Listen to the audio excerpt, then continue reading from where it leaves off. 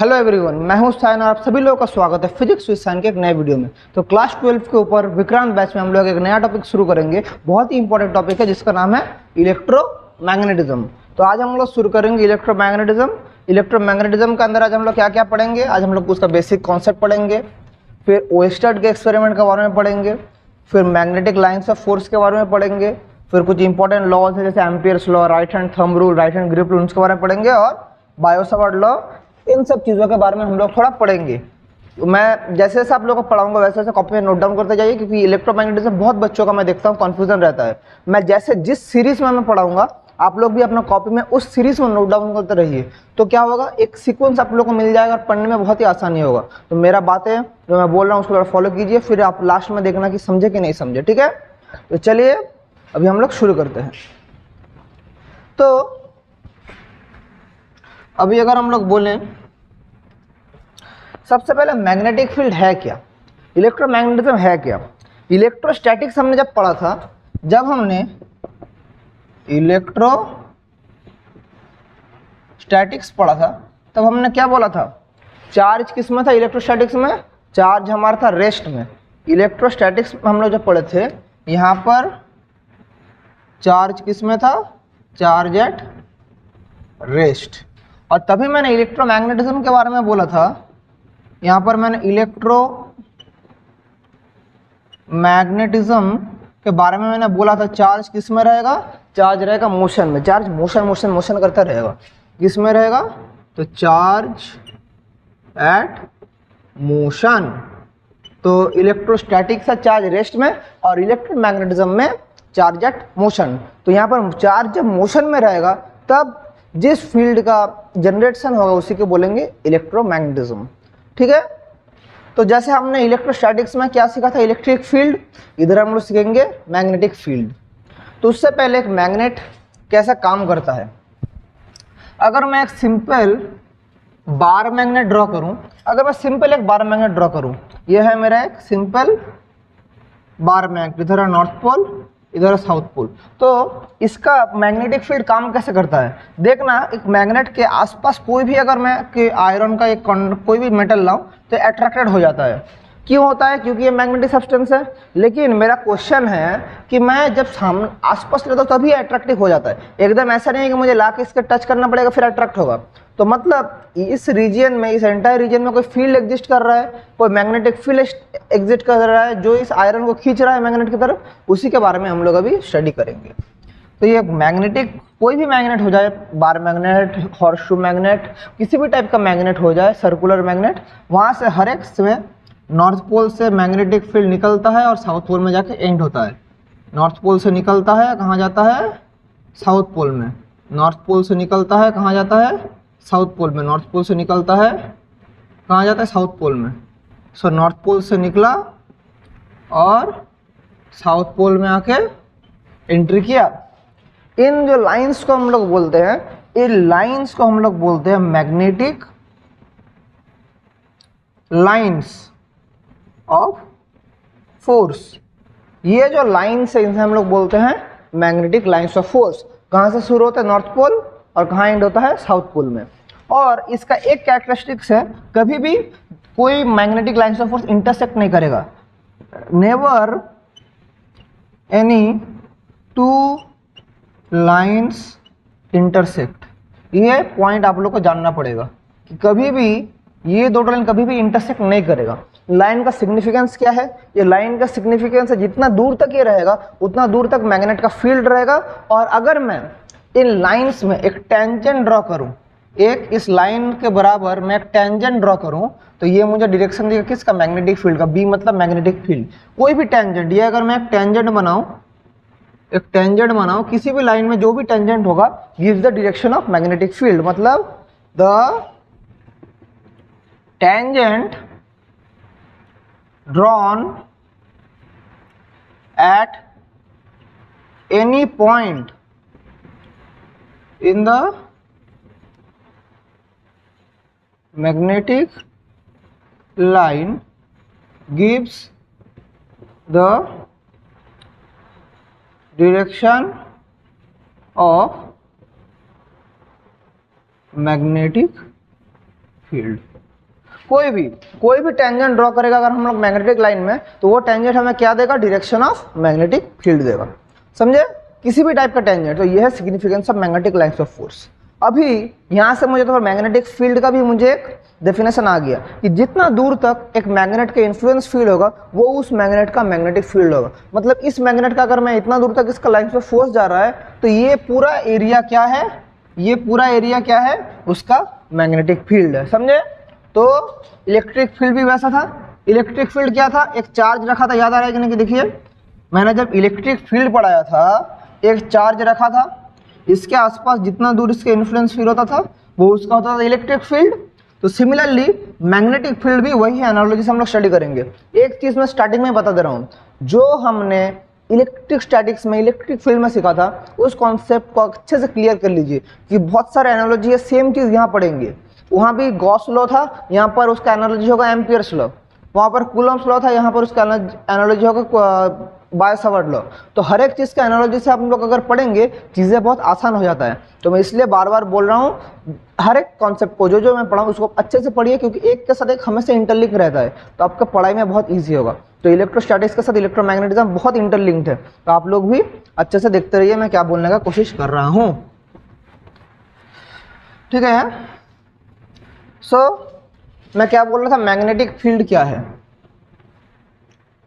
Magnetic field B क्या है, the area up to which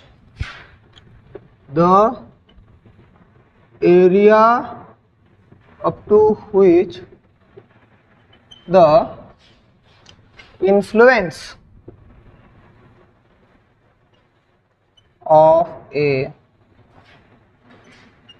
magnet is felt is called the magnetic field B of that magnet। इसका मतलब क्या हुआ sir, अगर मेरे पास कोई भी एक मैग्नेट इधर रहा, इधर नॉर्थ पोल साउथ पोल, अगर इतना दूर तक उसका मैग्नेटिक फील्ड हम लोग फील करेंगे, इतना दूर तक उसका मैग्नेटिक फील्ड इन्फ्लुएंस करेंगे, तो ये पूरा क्या हो जाएगा, उसका मैग्नेटिक फील्ड। मतलब कोई भी मैग्नेट रहेगा जितना दूर तक हम लोग उसके इन्फ्लुएंस फील करेंगे वही होगा उसका क्या, वही होगा उसका magnetic field. Okay, got it, okay, very good. तो ये है हमारा मैग्नेटिक फील्ड। Very good. अभी मैग्नेटिक फील्ड का बात हम लोग जब भी करेंगे, हम लोग को एक साइंटिस्ट का नाम याद करना पड़ेगा, उसका नाम है ओएस्टर्ड। एक साइंटिस्ट के बारे में सबसे पहले मैग्नेटिक फील्ड इलेक्ट्रोमैग्नेटिज्म पढ़ने के बाद सबसे पहले जानना पड़ेगा हमेशा, वो क्या है, ओएस्टर्ड एक्सपेरिमेंट। ये कौन थे, इन्होंने एक एक्सपेरिमेंट किया था, 1820 में सर हेनरी ओएस्टर्ड ने एक एक्सपेरिमेंट किया था। उन्होंने एक करंट कैरिंग वायर को एक मैग्नेट के पास रखा था और देखा था कैसे इन्फ्लुएंस होता है। उन्होंने इधर समझाने का कोशिश किया कि कोई एक मैग्नेट के ऊपर करंट का कैसे इफेक्ट पड़ता है। ये एक्सपेरिमेंट का मेन जो मोटो था, मेन जो एम था, वो था action of current on magnet. यही उनका मेन मोटो था, मेन एम था कि इस चीज को देखने के लिए करंट कैसे मैग्नेट के ऊपर काम करता है। तो एक्सपेरिमेंटल सेटअप कैसा था, एक मैग्नेटिक नीडल था। अगर मैं इधर एक लाइन बनाऊं, ठीक है, एक मैग्नेटिक नीडल था, इधर था नॉर्थ पोल साउथ पोल, इधर ऊपर एक करंट कैरिंग वायर था, लेकिन इनिशियली इसमें करंट वगैरह कुछ भी फ्लो नहीं कर रहा था। ठीक है, कुछ समय बाद जब हमने करंट फ्लो करवाया तो हमारा मैग्नेटिक नीडल कुछ इस तरफ डिफ्लेक्ट कर गया, मतलब इस तरफ घूम गया। जब इस तरफ करंट जा रहा है मैग्नेटिक फील्ड उस तरफ घूम गया, और अगर करंट उल्टा तरफ आता, मतलब अगर करंट, फिर ओएस्टर्ड ने देखा करंट का डायरेक्शन कुछ ऐसा होता तो मेरा मैग्नेटिक नीडल कुछ ऐसा घूम जाता। समझे एक्सपेरिमेंट।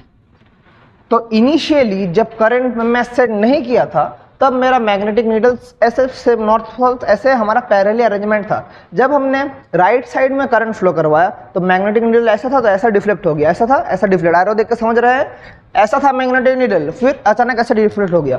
और अगर हमने करंट लेफ्ट साइड में भेजा होता तो ऐसा था मैग्नेट, ऐसे डिफ्लेक्ट हो गया। तो इससे ओस्टर्न ने देखा कि करंट जो एक मैग्नेट के ऊपर इफेक्ट कर रहा है, करंट एक मैग्नेट के ऊपर इफेक्ट कर रहा है, क्योंकि जब हम लोग करंट सेंड नहीं कर रहे थे तब मैग्नेटिक नीडल का कुछ भी मूवमेंट नहीं था, लेकिन जिस मोमेंट से हम लोग करंट भेजना शुरू किया तब हमने देखा कि हमारा एक मैग्नेट के ऊपर एक्शन हो रहा है। तो इससे सर ओस्टर्न ने कंक्लूजन दिया कि current carrying wire produces a magnetic field, ये सर ओस्टर्न ने कंक्लूजन दिया था, produces a magnetic field around itself. कोई भी करंट कैरिंग वायर हो वो हमेशा अपने चारों तरफ एक मैग्नेटिक फील्ड प्रोड्यूस करता है। जब करंट जीरो था तो उधर कोई मैग्नेटिक फील्ड प्रोड्यूस नहीं हुआ था, इसलिए नॉर्मल मैग्नेट ऐसा था। लेकिन जब करंट भेजना हमने शुरू किया तो मैग्नेटिक फील्ड जनरेट हुआ जो इसको पुश किया, एक मैग्नेटिक फील्ड जनरेट हुआ जो इसको पुश किया, उधर भी जब मैग्नेटिक फील्ड जनरेट हुआ उसको पुश किया। अभी तो हम लोग समझ गए कि मैग्नेट के ऊपर तो करंट का इफेक्ट हो रहा है, लेकिन ये जो घूम रहा है, ये जो मैग्नेटिक नीडल जो डिफ्लेक्ट हो रहा है, इसका पीछे लॉजिक क्या है?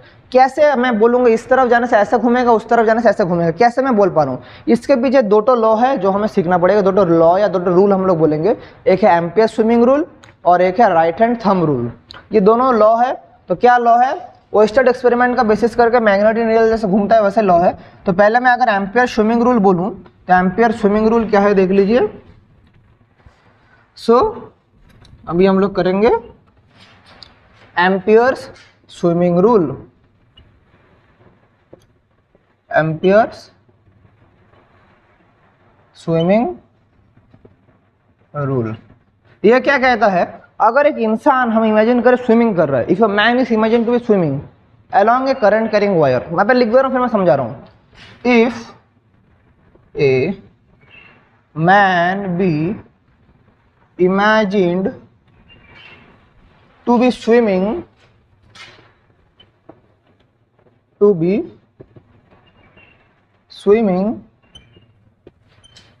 along a current carrying wire with his head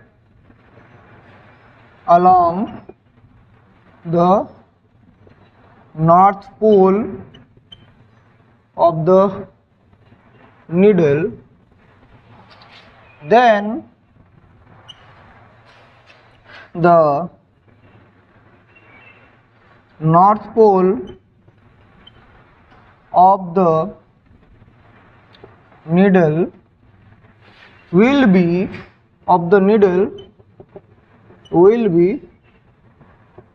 deflected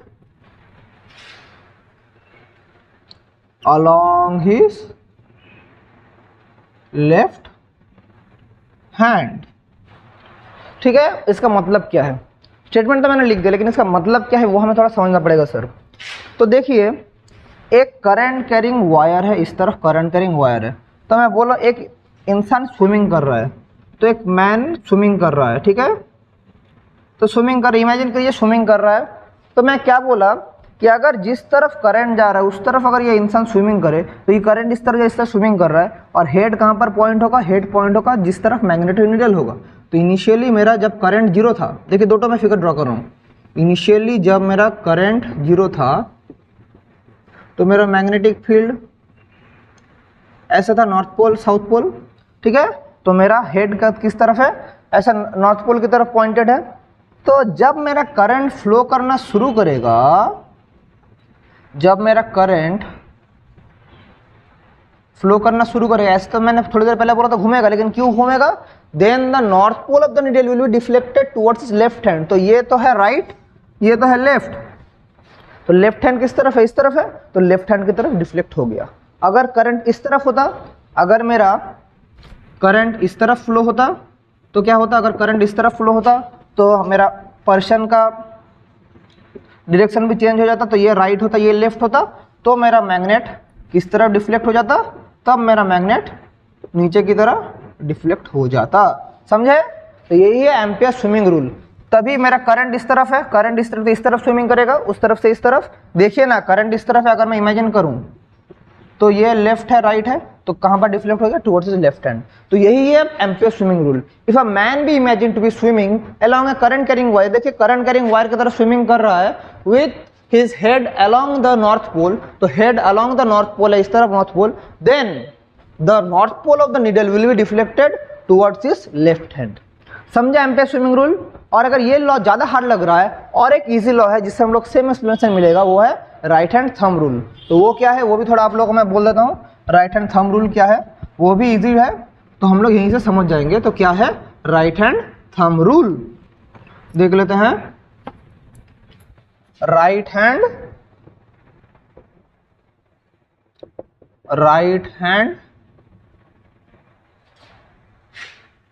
thumb rule. Right hand thumb rule क्या कहता है, अगर हम हमारे राइट हैंड का पाम को एक करंट कैरिंग वायर की तरफ रखेंगे, तब हमारा फिंगर जिस तरफ होगा उस तरफ हमारा क्या होगा, डिफ्लेक्ट करेगा। मैं लिख देता हूं, फिर से मैं समझाऊंगा। If the palm of the right hand of a person be held along a current carrying wire with his fingers pointing towards the North Pole,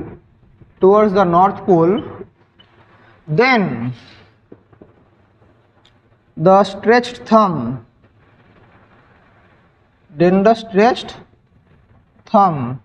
will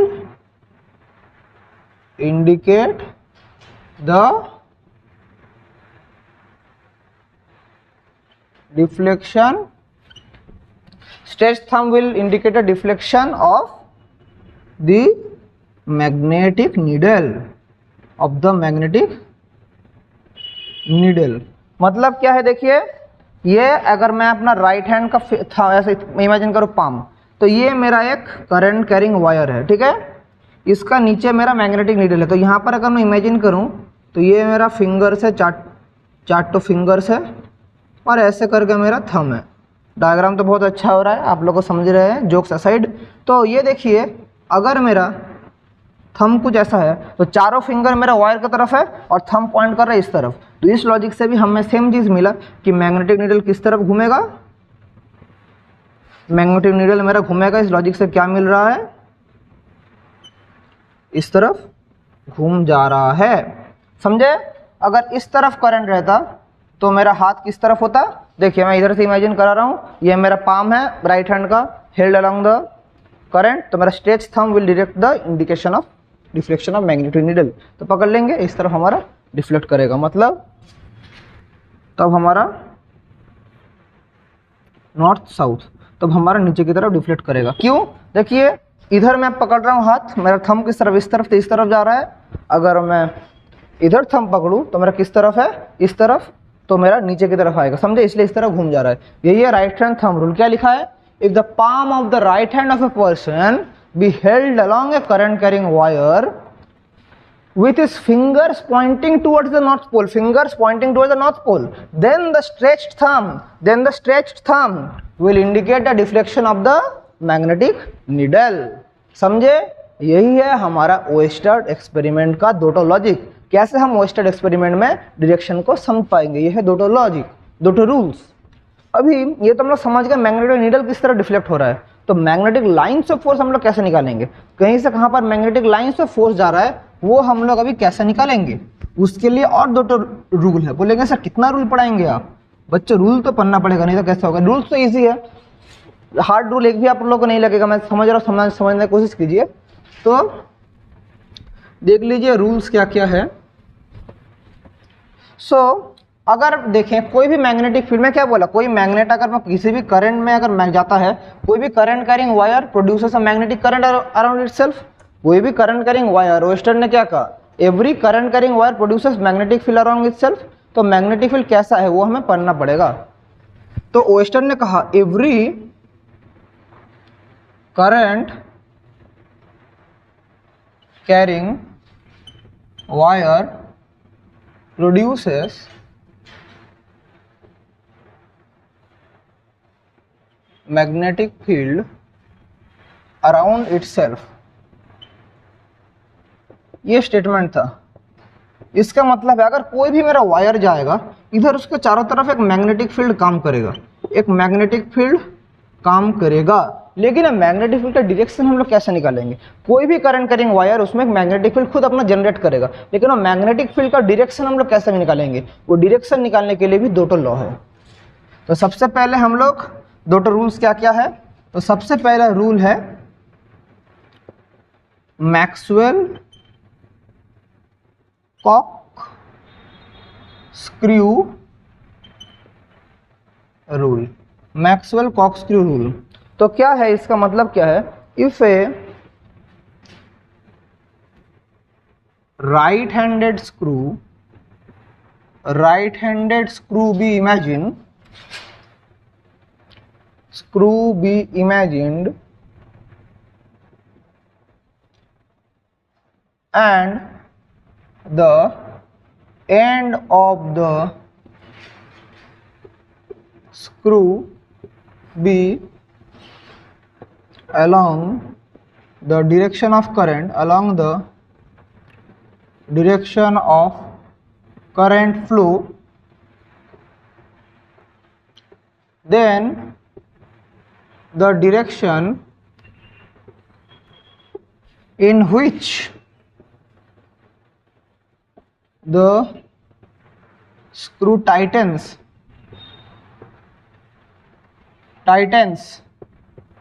जिस तरफ टाइट होता है screw, gives the direction of magnetic field. इसका मतलब क्या है? ये इसके बाद एक और रूल पढ़ाऊंगा, वो बहुत इजी है, वो हमारा राइट हैंड ग्रिप रूल है, बहुत इजी है, वो मैं जब समझाऊंगा इसका जरूरत भी नहीं पड़ेगा, लेकिन सिलेबस में है इसलिए मैं समझा दे रहा हूँ। तो इस तरफ देखिए मेरा एक करंट कैरिंग वायर है इस तरफ, तो कैसे मेरा मैग्नेटिक फील्ड जनरेट होगा? बोला है एक हम लोग स्क्रू इमेजिन करेंगे, ये एक स्क्रू है, तो डायरेक्शन ऑफ करंट जिस तरफ है उस तरफ मैं स्क्रू को हेल्ड करूंगा, तो जिस तरफ स्क्रू मेरा टाइट होगा वो डायरेक्शन मैग्नेटिक फील्ड। तो राइट हैंड स्क्रू का किस तरफ टाइट होगा? ऐसा टाइट होगा ना, एक स्क्रू है ऐसा टाइट होगा, तो मतलब ऐसे ऐसे घुमाएंगे तो मेरा स्क्रू कैसे टाइट हो रहा है? ऐसे ऐसे घुमा रहा है, तो यहाँ से इस तरफ जा रहा है, तो यहाँ पर भी अगर मैं करूँ तो मेरा करंट मैग्नेटिक फील्ड कैसे प्रोड्यूस होगा? यहाँ से निकलेगा ऐसे जाएगा, यहाँ से निकलेगा ऐसे जाएगा। तो यही है मैक्सवेल कॉक स्क्रू रूल। लेकिन ये रूल बहुत सारे बच्चों को कंफ्यूजन लगता है, मेरे लिए भी कभी कभी कंफ्यूजिंग होता है। तो एक इजी रूल मैं आप लोगों को समझा दे रहा हूँ, उस रूल आप लोग अप्लाई करेंगे हर एक जगह इजीली होगा, जिसको हम लोग बोलेंगे राइट हैंड ग्रिप रूल। तो अगर एग्जाम में आया तभी ये वाला रूल यूज करना, मेरा पर्सनल ओपिनियन होगा कि मैं जो अभी जो रूल बनाने वाला हूँ उस रूल को ही आप लोग यूज करना एग्जाम में, ये मेरा पर्सनल ओपिनियन है। तो क्या है वो रूल? वो है राइट हैंड ग्रिप रूल। तो राइट हैंड ग्रिप रूल क्या कहता है? So number 2, right hand grip rule क्या कहता है? अगर हम करंट कैरिंग वायर को अपने राइट हैंड में पकड़े ग्रिप में, तो उसका जो थंब हमारा होगा करंट का तरफ होगा, और जिस डायरेक्शन में हमारा फिंगर्स रोटेट करेगा वो क्या देगा? मैग्नेटिक फील्ड देगा। मैं स्टेटमेंट लिख देता हूँ, फिर समझाएंगे और भी इजी से मैं समझा दूंगा। If A current carrying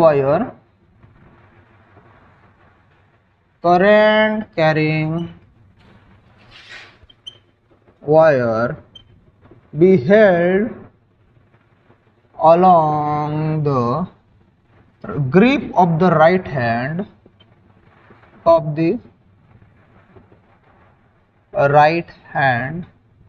and the direction of current is along the thumb, तो करंट किस तरफ है, जिस तरफ हमारा थंब है उस तरफ हमारा डायरेक्शन ऑफ करंट है। Then the direction in which the fingers curl, जिस डायरेक्शन में फिंगर्स कर्ल होता है, fingers curl gives the direction of magnetic field, gives the direction of magnetic field. इसका मतलब क्या है, देखिए एक अगर मेरा करंट कैरिंग वायर है, इस तरफ करंट जा रहा है, मैं इसको पकड़ूंगा ग्रिप में, तो मेरा राइट हैंड का ग्रिप कुछ ऐसा रहेगा, तो ऐसा मेरा ग्रिप में मैं हेल्ड कर रखा हूं, तो जिस तरफ करंट जा रहा है उस तरफ मैं पकड़ा हूं, तो इस तरफ थंब क्या डिनोट कर रहा है, करंट का डायरेक्शन। तो जिस डायरेक्शन में हमारा फिंगर्स रोटेट किया, तो फिंगर्स रोटेट कैसे किया, देखिए मैं अगर राइट हैंड है मेरा, ये मैंने पकड़ लिया, फिंगर्स रोटेट कैसे किया, ऐसे देखिए, ऐसे ऐसे रोटेट कर रहा है कुछ, तो ये जो मेरा डायरेक्शन है ये है डायरेक्शन ऑफ मैग्नेटिक फील्ड, यहाँ से निकल रहा है यहाँ से आ रहा है, जिस तरफ पकड़ेंगे, मैं फिर से समझा रहा हूँ, देखिए इसको मैं मिटा दे रहा हूँ,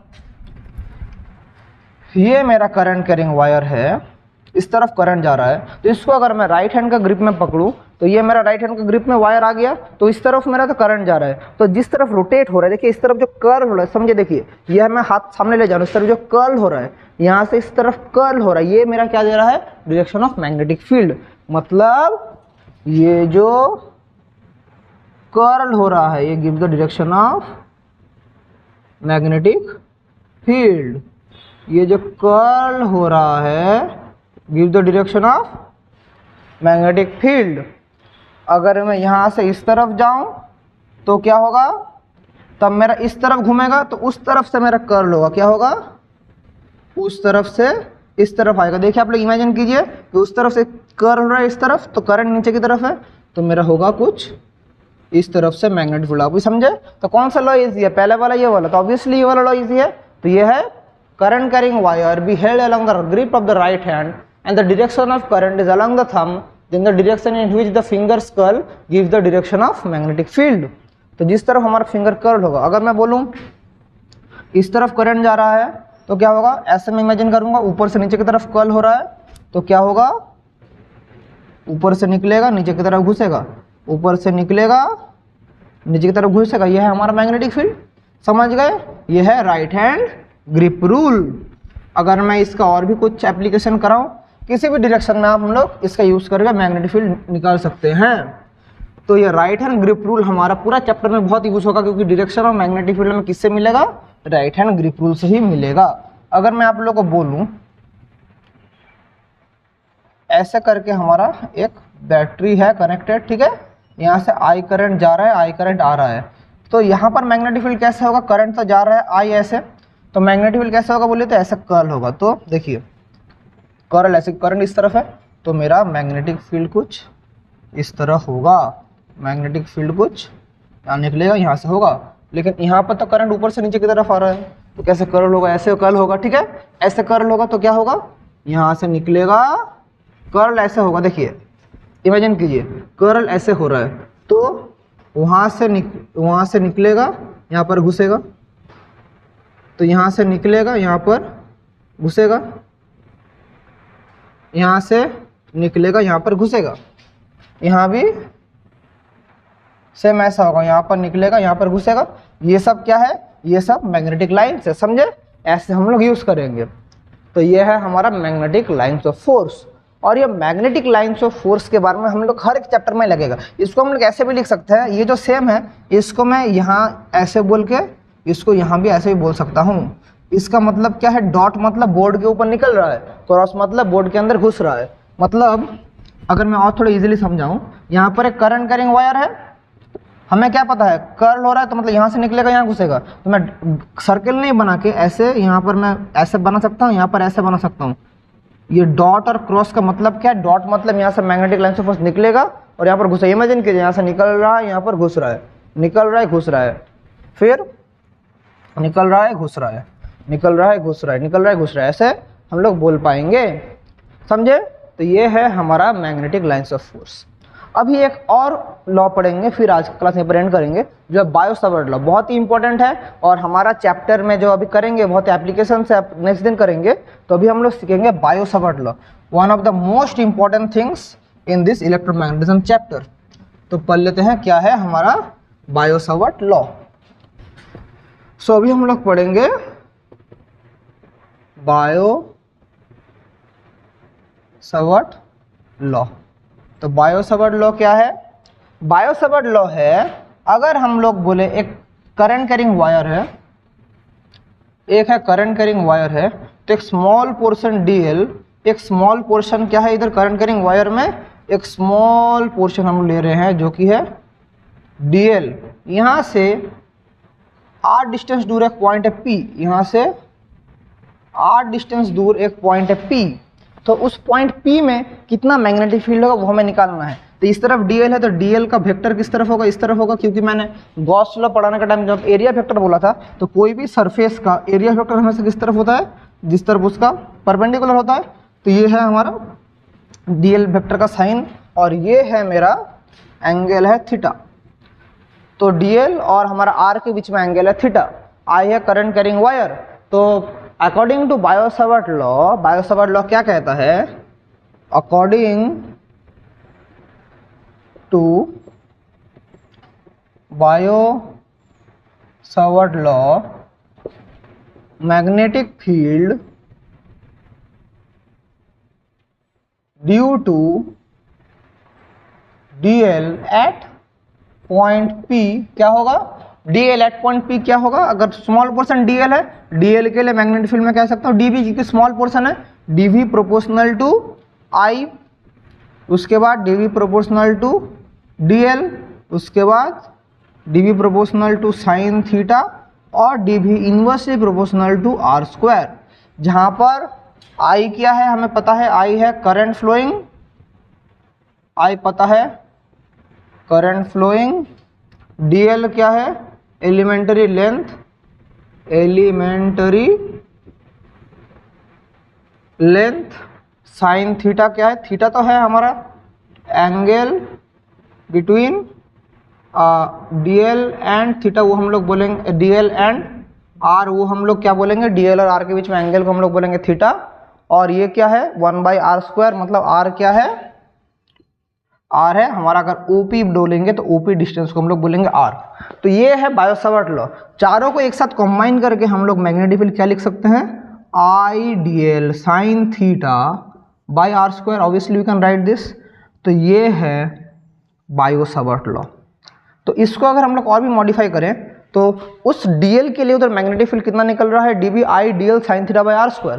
तो इसको अगर हम लोग और थोड़ा मॉडिफाई करेंगे तो क्या होगा? तो मैग्नेटिक फील्ड क्या निकला? DB proportional to I d l sine theta by r square. तो प्रोपोर्शनलिटी साइन हटाने के लिए हम लोग क्या करते हैं? एक कांस्टेंट के साथ मल्टीप्लाई करते हैं। ये जो हमारा प्रोपोर्शनलिटी साइन है इसको हटाने के लिए कांस्टेंट के साथ मल्टीप्लाई करते हैं। तो वही कांस्टेंट को क्या बोलेंगे इधर?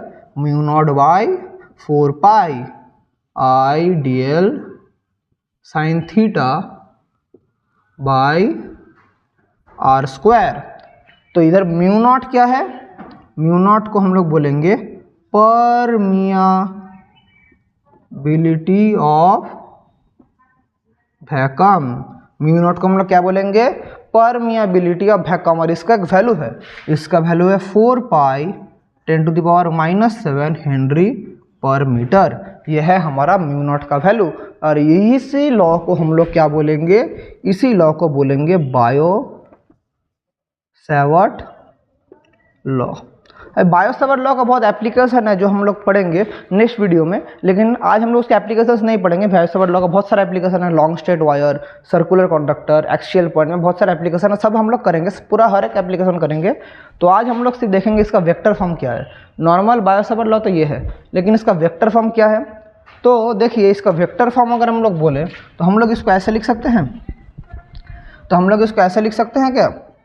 सो D B equals to mu naught by 4 pi I dl cross r cap by r square लिख सकते हैं।